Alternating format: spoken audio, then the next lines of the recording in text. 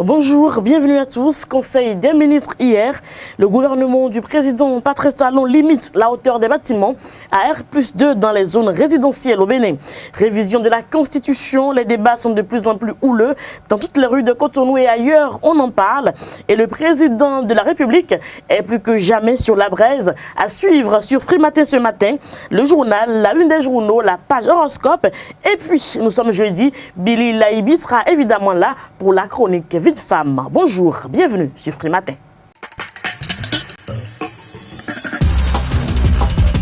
Enoch Laradé est installé pour nous présenter la une des journaux et nous démarrons par le quotidien du service public La Nation. Enoch Laradé, bonjour. Bonjour Nadège, amis internautes, bonjour. La Nation titre ce jour, Conseil des ministres, limitation des hauteurs des bâtiments et puis l'informateur. Conseil des ministres, la construction dans les zones résidentielles au Bénin limitée à 2 étages. Le matinal, révision de la Constitution, Patrice Talon face à la nation fraternité. Patrice Talon face aux Béninois ce soir.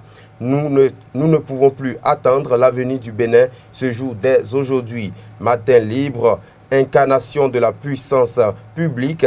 Le mythe de la peur de Talon brisé. Le grand jury à présent débat autour du projet de révision de la Constitution à l'Assemblée nationale ce vendredi. Maître Adrien Humbedi, respectueux du règlement intérieur du Parlement. L'investigateur du jour, convocation de la plénière sur le projet de révision. Le président Adrien Humbedi, prêt à jouer sa partition. Nord-Sud quotidien, révision de la Constitution. Avancée et insuffisante du projet selon les syndicats Actu Express, tous contre la révision en catimini de la Constitution béninoise, forte mobilisation des forces sociales. Et puis le challenge pour finir, débat sur la révision de la Constitution ce vendredi. Le leadership éclairé de Humbedi s'affirme. Merci à vous, Enoch Laradé. Dans le débat, nous parlerons donc de la sortie médiatique annoncée du président de la République et nous reviendrons également sur la limitation de la hauteur des bâtiments. Mais avant, voici le journal présenté par Kader Achirou. Kader Achirou, bonjour. Bonjour Nadège, chers téléspectateurs, bonjour. La réorganisation de l'atlas d'encadrement du ministère des enseignements maternels et primaires avec 45 régions pédagogiques au lieu de 85 régions et la limitation des hauteurs de construction des bâtiments à R+2 en zone résidentielle urbaine avec la suspension des permis de construire qui ne respectent pas les normes était au cœur de la séance hebdomadaire du Conseil des ministres de ce mercredi 22 mars 2017. À l'issue de son traditionnel point de presse, le ministre d'État, secrétaire général de la présidence de la République, Pascal Ironé Koupaki, est revenu avec plus d'explications sur le bien fondé de ces différentes décisions gouvernementales. Suivez donc. Non, bien entendu, j'indiquais moi-même tout à l'heure qu'on a un déficit en inspecteur, en conseiller pédagogique et même en inspecteur délégué, parce que les inspecteurs délégués appuient la direction départementale. Donc si on a 12 directions départementales, on doit avoir au moins 12 inspecteurs délégués. Aujourd'hui, nous en avons 0. Et nous avons besoin d'au moins 85 inspecteurs. Et nous en avons 45. Mais on en a à la retraite. Mais on ne peut pas les utiliser pour les raisons que vous savez. Le gouvernement a déjà prévu pour 2017, 2018, 19, 20, 21, sur ces années-là, de recruter par an 25 inspecteurs. Donc, sur la période, on aura au moins 100 inspecteurs. On couvre le déficit, mais l'objectif, c'est de faire un peu plus que ça. Donc, la rationalisation dans la gestion des ressources humaines, l'efficacité de la gouvernance dans le secteur de l'éducation nous amène à mieux planifier les choses que par le passé. Les dispositions doivent être respectées à l'avenir. Pour quelqu'un qui a un permis d'habiter, pour construire un immeuble, en principe dans une zone à 2 étages, et qu'il a un permis pour construire un immeuble à 5 étages, s'il est au rez-de-chaussée, il vaut mieux qu'il arrête, puisque la décision est prise aujourd'hui. Ce qui est fait par le passé est fait, mais ce qui est en cours, on l'arrête.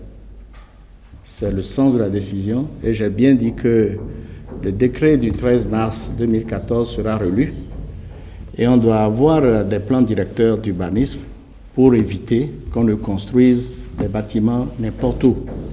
Il y a des zones résidentielles dans lesquelles les bâtiments doivent avoir une hauteur maximale R+2.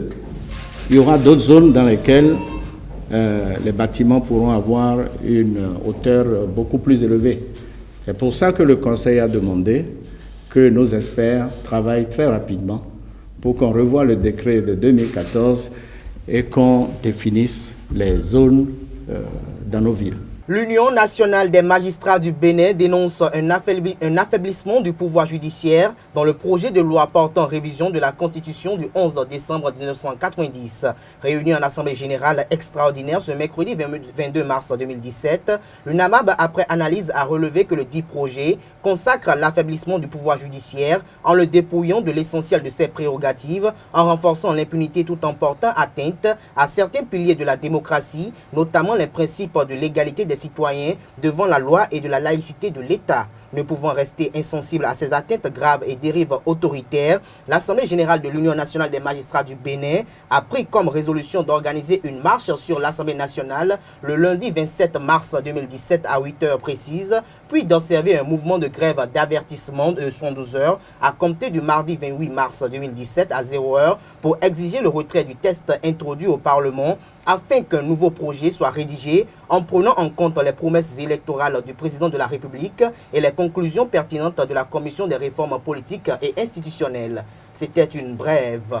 Le projet de loi portant révision de la Constitution du Bénin sera soumis en étude demain à l'Assemblée nationale. Ainsi, ESAE TV s'est rapproché d'un analyste au quotidien de l'actualité politique nationale, ancien collaborateur politique du président de l'Assemblée nationale, afin qu'il nous donne ses impressions sur le leadership de maître Adrien Humbedji. On écoute Clément Yonofou, ancien maire de la commune de Bonou. Je ne suis pas à un poste, à un point où je peux décider quelque chose, mais ce que je vais dire au président de l'Assemblée, maître Adrien Humbedji, il a toujours été un incompris, mais il a toujours été un prophète. Il a toujours posé des actes forts. Moi, je lui demande de continuer, même pour ce cas-là, de poser un acte fort. Parce que notre constitution n'est pas si mauvaise que ça. Notre constitution, on peut la modifier, on doit la modifier, on veut la modifier, mais on ne va pas la modifier pour donner libre cours à la délinquance, donner libre cours à l'immunité à vie, donner un chèque à blanc au président de l'Assemblée de prêter autant d'argent qu'il veut, quand il veut, sans justification, et de signer, de ratifier les accords de prêt. C'est très dangereux. J'exhorte le président de l'Assemblée, que je respecte beaucoup. C'est vrai, nous ne l'avons pas souvent compris. Il nous a prévenus de tout ce qui se passe actuellement. Il suffit de lire les réseaux sociaux, vous êtes tous déçus, vous savez tout ce qu'il a dit pour l'élection du président actuel. Mais, y compris moi-même, nous n'avons pas accepté, nous avons rejeté, nous avons fait ce que notre conscience nous commandait de faire, sans savoir qu'on avait affaire à une personnalité qui déçoit énormément. C'est vraiment mon point de vue. Je m'excuse si je n'ai pas été doux. La première séance de dédicace de l'ouvrage Accusé mais pas coupable de Christelle Roudonoubo s'est effectuée hier à la librairie Notre-Dame de Cotonou. L'ambassadeur Moïse Kérékou, El Farouk Soumanou et un parterre d'amoureux de la lecture ont honoré de leur présence cette cérémonie. On écoute respectivement Christelle Roudonoubo, Moïse Kérékou et El Farouk Soumanou. Madame Christelle Roudonoubo, je crois que je suis fier de vous parce que, comme vous savez, nous partageons beaucoup de choses ensemble. Et le dossier sur lequel vous avez écrit a été un dossier qui vous a beaucoup marqué et qui pendant longtemps a sali un peu votre renommée. Je sais de quoi je parle puisque je suis un de vos proches et je suis content aujourd'hui parce que pour une fois au moins, on a toujours partagé beaucoup de choses, mais moi je suis surpris puisque je n'étais pas au courant de la rédaction de ce livre, même si j'avais quelques informations concernant, disons, ce dossier. Je suis très content quand je l'ai su Et malgré mon état de santé, j'ai décidé de faire ce déplacement aujourd'hui pour vous dire merci, félicitations. Et je viens à plusieurs titres, puisque en dehors de moi-même, votre ancien patron, le ministre Afo Idrissou Sefiou, m'a chargé de vous transmettre ces félicitations. Pour des raisons de santé également, il n'a pas fait le déplacement. Et le ministre d'État, M. Alassane Ousmane Djimba, c'est ce qui fait que j'ai 3 livres dans les mains pour avoir les 3 dédicaces. J'écrivais ceci en conclusion de l'ouvrage Manifeste de la relève, dont vous avez entendu certainement parler. Donc je cite, je lis, « Lorsqu'il plaît à quelqu'un de faire l'effort d'écouter les discussions des Béninois dans n'importe quelle place publique, comme les maquis, et surtout dans les bars à boissons, il peut aisément constater combien ces discussions sont vides de sens et non constructives. Le Béninois aime bavarder et critiquer son prochain. C'est le sport national. Pour cela, il n'a point besoin d'une fédération. En une compétition de règles avec d'autres nations, il en décrochera la médaille d'or. Il en est le champion, toutes catégories confondues. Cela peut soulever assez facilement l'écœurement lorsque le Béninois critique son prochain. En fait, il émet trop facilement une opinion sur des choses qu'il ne comprend pas. Cela ne serait pas si grave en soi si cette opinion ne se répandait pas comme une traînée de poudre jusqu'à devenir soudain un jugement définitif. Malheureusement, cette prolixité à la critique et au bavardage conduit très peu vers des sujets qui font progresser, même au sein de l'élite intellectuelle. Et combien de fois ces propos inconsidérés n'ont-ils pas déjà causé de graves préjudices à autrui? Mais cela ne trouble personne. C'est ainsi qu'on gaspille le temps dans de vains commérages qui ne rapportent rien. Aucun bonheur ne peut naître de cet état d'esprit. En réalité, le mot que j'ai ce soir, c'est pour vous dire merci. Et je l'avais déjà dit à plusieurs reprises que ce livre, en réalité, comme on le dit, est venu juste pour rétablir la vérité et permettre aux uns aux autres d'avoir en réalité certainement une autre image de ce qu'on voulait coller à Christelle Rondonoubo. Et je voudrais aussi laisser le temps au temps. Il va falloir que je sois patiente et que je laisse le temps rétablir la vérité avec grand V à travers donc ce livre. Ce soir, je suis là en fait pour témoigner ma gratitude aux uns et aux autres. Monsieur Lucien Dossou, vous avez présenté avec beaucoup de bonheur le livre. En le présentant, c'est en réalité ma maman que je voyais présenter à nouveau la situation. Je dis merci et à travers vous, transmettez bien entendu mes remerciements à monsieur Jérôme Carlos. Et à tous ceux qui sont là, que je n'ai pas cités, je vous dis merci. Mesdames et messieurs, ce sera tout pour cette édition du journal sur Free Matin. Merci de l'avoir suivi. La grande édition du journal sur Esaü TV est prévue pour 19h. Ce sera une présentation de Enoch Laradé. Tout de suite, le débat.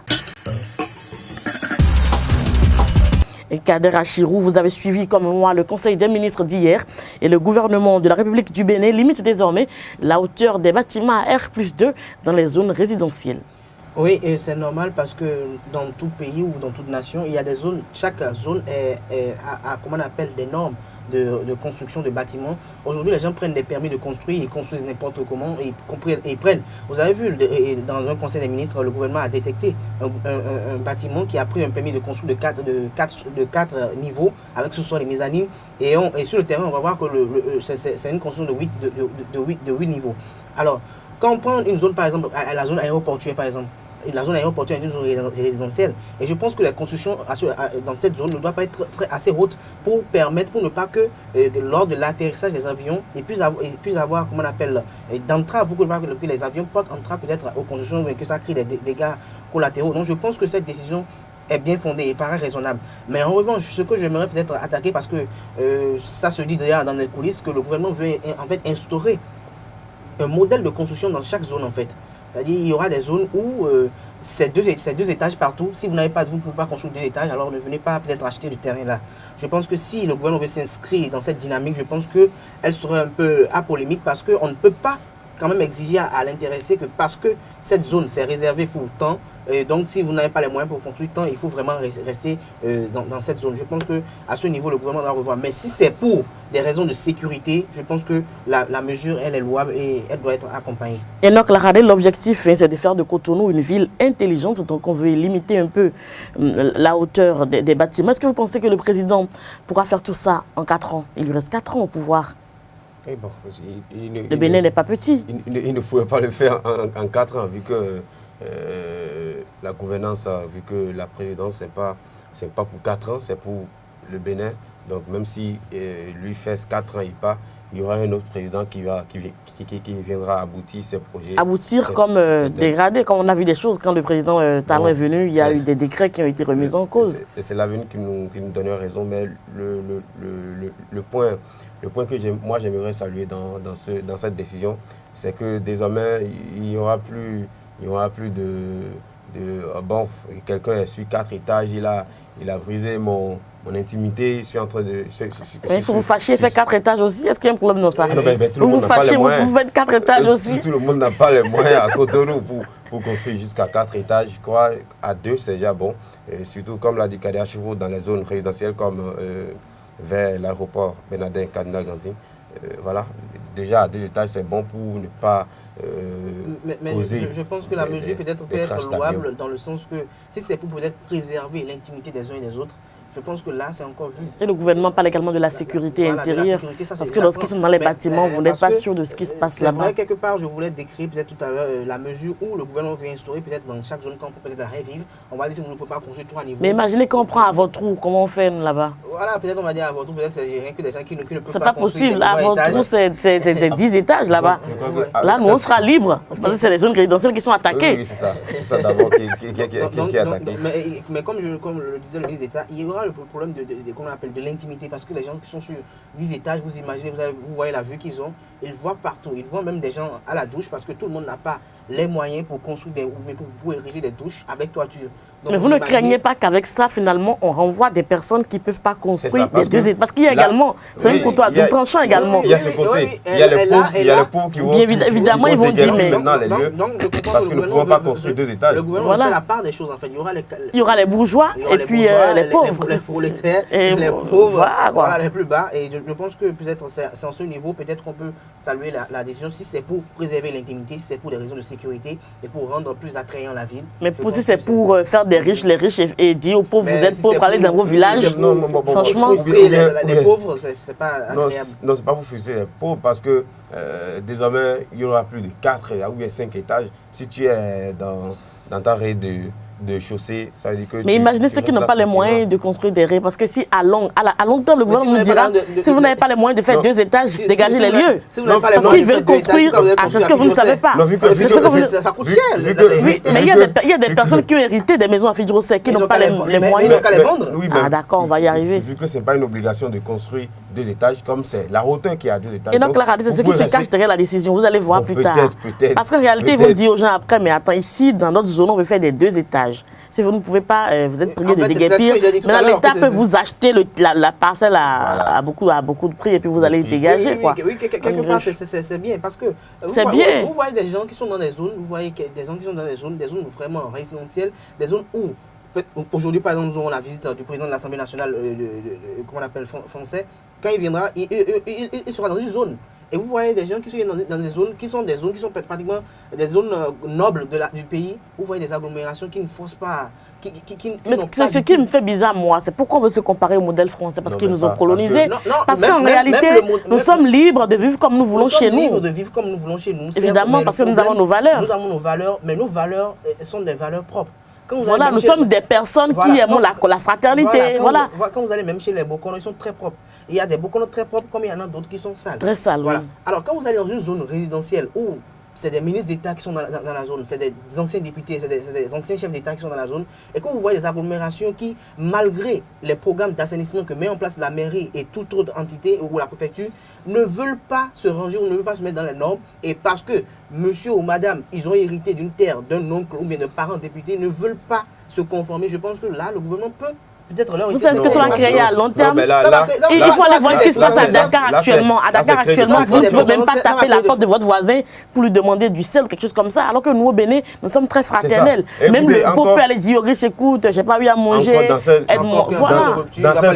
Dans cette zone résidentielle, il n'y a pas la confraternité, ça n'existe pas, parce que chacun est dans sa maison. Voilà, chacun est dans sa maison. Alors que non, écoutez... Vous imaginez que Moubedji et puis Moubedji pendant les campagnes étaient près de Talon. Est-ce qu'ils vont se regarder? Chacun va passer. Ils vont se dire bonjour. Non, chacun est prudent. Même c'est la sécurité qui est devant chaque portail. Donc tu ne peux même pas aller dire bonjour à quelqu'un par hasard. Il y a la sécurité. Est-ce que vous pouvez jouer avec vos enfants? Non, ça n'existe pas. Mais pourquoi vous voulez jouer avec vos enfants? Alors que vous avez vos enfants, vous même que vous jouez avec vos enfants. Pourquoi vous voulez jouer avec ses enfants? Alors qu'avec les pauvres, vous n'avez même pas besoin de taper. Vous n'avez même pas besoin de frapper à la porte. Vous allez gardement dans la maison. Je pense qu'il faut dire qu'il faut bannir de notre société.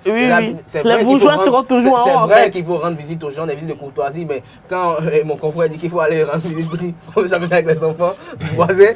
Non, c'est des petits. Le brassage, vous voyez. C'est pas là que ça commence. Oui, le brassage se fait à l'école. Non, même pas. Ça continue à la maison. Il faut pas créer. Si l'enfant vient chez vous pour le brassage et que l'enfant après on dit qu'il est empoisonné parce qu'il a volé des friandises. Non, même pas. Vous voyez ce que ça peut créer? Non, mais ça, c'est quand vous. Mais comment peut voler des friandises? C'est quand vous dites déjà que. Voilà, donc c'est quand vous dites déjà que l'autre est riche et que les enfants du voisin sont pauvres. Peut-être que c'est pas là que ça peut commencer. Les questions mais on de fera un autre débat sur ça parce qu'on remarque également que les riches sont dans leur coin. Et quand il y a de grandes écoles ici, ils fêtent leurs anniversaires et vous ne voyez que des enfants de riches. Oui, et puis les enfants de pauvres également, voilà. C'est compliqué ça. Est-ce qu'ils peuvent se marier plus tard entre eux? C'est compliqué. Non, il faut le mariage. Non, ben c'est rare. Ça, c'est compliqué. Voilà, c'est ça les pauvres vont épouser les pauvres. Et quand les parents riches n'acceptent pas les pauvres, c'est comme ça. Les enfants grandissent, peut-être ils tombent amoureux ou bien amoureux des enfants des pauvres. C'est compliqué après. Ça ne marche monsieur pas. Séchine prennent de l'argent, comment on appelle, investissent de l'argent sur sa fille pour aller faire les meilleures écoles et viennent peut-être tomber enceinte ou mais tomber grosse peut-être d'un menuisier ou bien de matelassier. Non, de l'enfant de menuisier qui a peut-être étudié aussi. Qui a peut-être étudié, qui a peut-être le bac et qui n'a peut-être pas la licence. Parce qu'il n'a pas les moyens, du coup, l'aider à avoir la licence. Parce qu'il n'a pas les moyens. Qu'est-ce qui vous dit qu'il ne peut pas avoir, qu'on appelle, la licence et avoir parce qu'il est intelligent. Kader Achirou, merci. Et donc, regardez, on va s'arrêter sur ce débat-là. Et puis, on parlera du président Talon qui a annoncé pour sortir ce soir. Qu'est-ce que Talon peut dire aux Béninois, enfin? Je pense que pour ma part, cette sortie, je ne vois pas la portée. Je ne vois pas la portée en ce sens que d'abord l'État, je ne pense pas qu'après avoir cette foutu du pays, le peuple, pour être direct, parce que vous avez... le mot foutu n'est pas adapté pour un président de la République. Rectifier votre vocabulaire pour qu'on poursuive le débat. Parce que nous sommes sur Zawi TV en attendant qu'on ne nous... Je pèse bien mes mots parce que le chef de l'État... Foutu pour le président, non. On dira simplement que... C'est de la diffamation. La diffamation. C'est que vous avez le culot pour contrôler le président de la République. Évidemment, vous avez le culot pour contrôler le président de la République. Le problème, c'est relatif au projet de révision de la Constitution. Ce n'est pas à la veille de l'examen d'études du projet que vous allez dire que vous vous adressez à la nation sur le projet. Je pense que depuis la fin de la commission, je pense que le jour idéal même, c'était le soir où le projet était transmis à l'Assemblée nationale. Et beaucoup de voix s'élevaient pour demander le contenu exact. C'est le jour là. Et vous savez, beaucoup de gens disent en fait qu'ils n'ont pas, comment on appelle, un rapport public du projet, qu'ils l'ont que sur les réseaux sociaux. Il n'y a que sur les réseaux sociaux que les gens disent qu'ils ont pris connaissance du test. Et le gouvernement dit, parce que vous avez mis en place, le chef de l'État a mis en place une commission qui était prévue statuer sur les réformes politiques et institutionnelles. Cette commission a travaillé, elle a transmis son rapport au président de la République. Et maintenant on apprend, par le biais du ministre d'État Koubaki, que le gouvernement a effectué plusieurs lectures, plusieurs consultations après le rapport de la commission. Alors, du rapport de la commission aux lectures du gouvernement, que s'est-il passé? Qu'est-ce qui a été modifié? Qu'est-ce qui a été pris en compte? Qu'est-ce qui n'a pas pris en compte? Il n'y a pas eu ce point qui a été fait au peuple béninois. Vous pensez que la sortie est inopportune? La sortie est inopportune pour moi. Quand bien même, peut-être, elle peut avoir quelques avantages, mais pour moi, c'est tard. Et donc, Laradé, vous pensez que le président de la République peut encore convaincre les Béninois et les rassurer surtout? Bon, j'espère que... Il a le génie pour le faire, lui. Voilà, il a le génie pour le faire, mais pour le moment, sans ce débat ou bien sans sa sortie médiatique de ce soir, je ne pense pas que cette sortie soit encore opportune maintenant, parce que vous avez vu, les décisions sont déjà prises. Mais il a le don de convaincre. Il pourra oui, peut-être il a le don de convaincre, mais les décisions sont déjà prises. Il y a déjà des marches qui sont déjà en vue. Il y a certaines personnes qui seront à l'Assemblée nationale, qui vont passer la nuit. Vous avez appris à l'Assemblée nationale ce soir, d'aujourd'hui jusqu'à demain. Donc il y a déjà des décisions. Sont sur la braise. Hein. Oui, il y a déjà des décisions qui sont déjà prises. Les députés sont sur la braise. Donc je pense que le président Patrice Talon devait faire cette sortie-là bien avant ce jour. Ouais.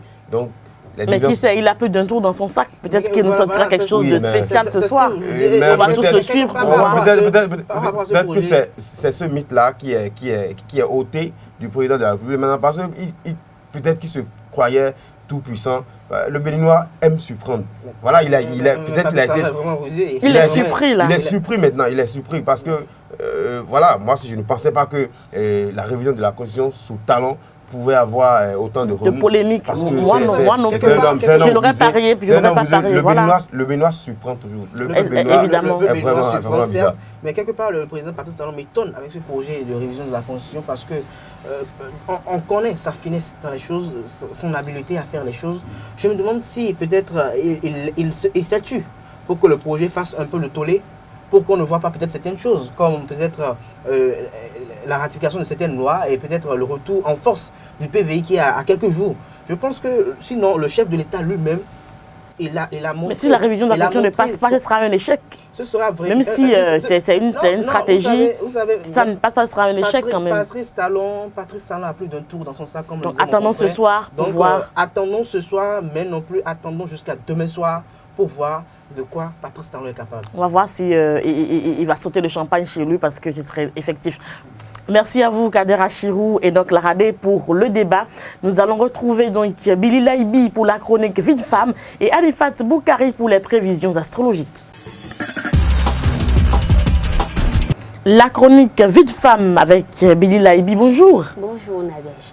Bonjour chers amis internautes. La dot.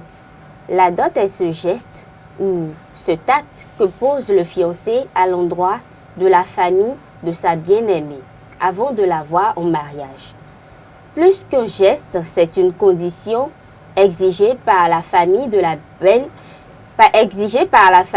mariée avant de la rendre à son fiancé. À travers cet élément que je vous propose, vous allez savoir en quoi elle est importante, quelle est son importance et pourquoi elle est si exigée par les parents.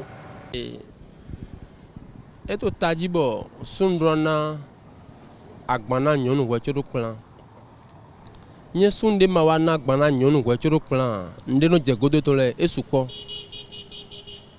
ovi de ame ɖo xɔme bo da bo ka nyi asi na we bo ada asi lɔ ɖo mɔ bɔ amanyɔ tɔ amanyɔ nɔ amana gbã fi de kpe même de le connaissance da le aha de yɔn dze aha ta godo kpo ka bi akpa tɔn dzi bo anze dzo lo nyo famille le ama ba yɛrɛ de do kpe boka kplã me wo ti vi do xɔ me nye wa dzinde fite anze vi so yi wo so do ke dandan me lo sundro na gbana nyun forcé we asinga go nde kpe ma ba après mais yo aduna na bo tave tan ile na ko de bona nylo a vi mi ton si asude vi mi ton si kontondi na so utu nde yin do ke agbani na e to dandan me bo sundro na gbana si ye wajero kplã ne forcé ouais ne non lo de ni e mo asulo nlo no pigla e ni lo ye sa mo do je lo sun lo do ho de bo de me ho pe vi klem de bo de me le o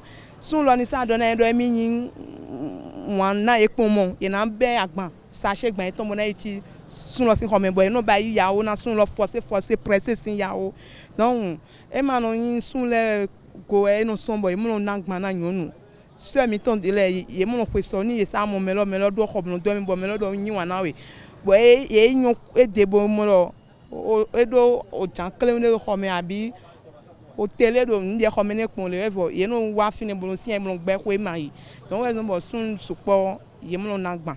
Agbana nyɔnu no supɔ me wɛ de. Lo no ata nyɔnu aɖe anagbana tata. Ko na managbanu nyɔnu ayi no dzɔ lea. Lo sɔ utu. Lo nyɔnu de akpla do xɔ me o me le vevie ma akpla do xɔ me. Ya ga akpla do xɔ me o. Aɖo to metɔn lɛ. Bon to famille de me gosion, ba famille la sona to ma to que fimi chiviche dia lo melesi alome lo melego. Aka de kasilia. Ndeno wa joso. Won famille ma to ya. On de wa jolo yolo jiso. Wa de polele so abi kanflan. Aso wa jea. Bon wa kodo koto ça. Mais anya ze bonaze mon. Aja famille ko famille ga merci à dale. Me kutu yo me ko ale le ko ko ga wa chi koto ça me le vo viyo yin. Wa gbeto lo te o. Mumu yin. Donc a ma nyonu o around tout.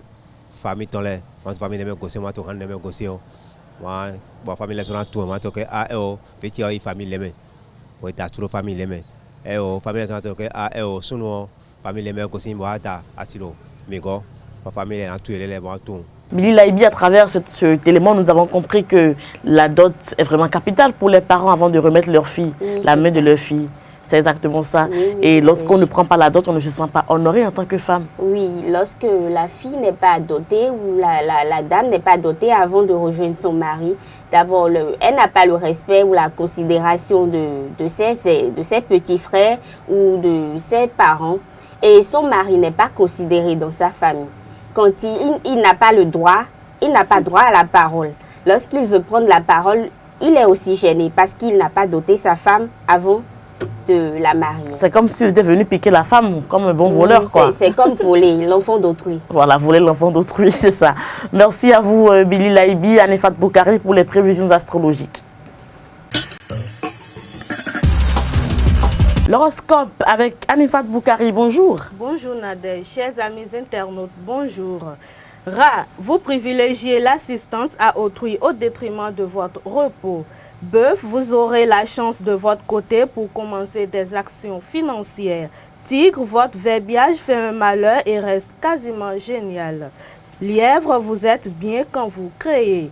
Dragon, vous ne manquerez pas de clairvoyance, gardez foi en vous. Cheval, l'argent ne fait cette part le bonheur, mais il contribue largement. Telle est votre devise aujourd'hui. Cher, vous remarquerez les manques plutôt que les atouts de votre vie amoureuse. Coq, vous aurez besoin de repos, notamment au plan émotionnel. Chien, vous espérez aider de votre mieux et vous vous retrouvez dans un tourbillon positif incessant. Cochon, votre aisance vous permet d'entretenir vos liens existants. Et pour finir, singe, à vous de vous initier à davantage de réalisme et de rigueur. Ce sera tout pour ce matin. Rendez-vous demain pour d'autres signes du zodiaque. Merci à vous, Anifat Boukari. C'était donc les prévisions astrologiques. On se retrouve demain sur Free Matin. D'ici là, portez-vous bien. Au revoir.